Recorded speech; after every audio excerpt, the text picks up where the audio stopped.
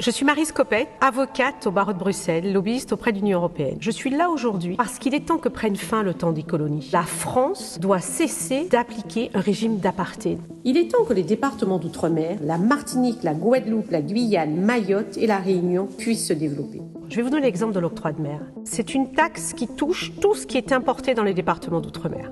Tout coûte plus cher dans les départements d'outre-mer parce que tout ce qui est importé est taxé et tout ce qui est produit localement est taxé, à l'exception de quelques dérogations obtenues par des acteurs qui sont en situation de monopole et qui décident de qui va ou non payer cette taxe. Pour mieux comprendre, prenons l'exemple du riz. C'est l'entreprise de M. X qui importe et blanchit la plupart du riz, qui est la céréale la plus consommée en Guadeloupe et en Martinique.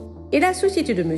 X bénéficie d'un taux d'octroi de mer beaucoup plus bas que celui de ses concurrents. Comment ? Eh bien, tout simplement parce que M. X peut siéger à la commission qui décide des taux d'octroi de mer que vont payer les entreprises. Il profite donc de l'occasion pour s'assurer que son entreprise paiera le moins d'octroi de mer possible, alors que les concurrents devront payer un octroi de mer élevé. Par voie de conséquence, les autres industriels qui veulent vendre du riz sur ces territoires ne peuvent pas concurrencer l'entreprise de M. X, qui est déjà en situation de monopole dans le blanchiment du riz. Monsieur X peut vendre son riz au prix qu'il désire en faisant des marges colossales au détriment des consommateurs. On entend que l'octroi de mer est responsable du développement de l'économie locale, de la création d'entreprises, qu'il permet de financer les collectivités locales. Tout ça n'est qu'un vaste mensonge. On n'a jamais réussi à démontrer que l'octroi de mer était utile aux populations d'outre-mer. Ceci est très clairement expliqué dans les différents rapports de la Cour des comptes. L'octroi de mer est responsable des 40% de vie chère en outre-mer.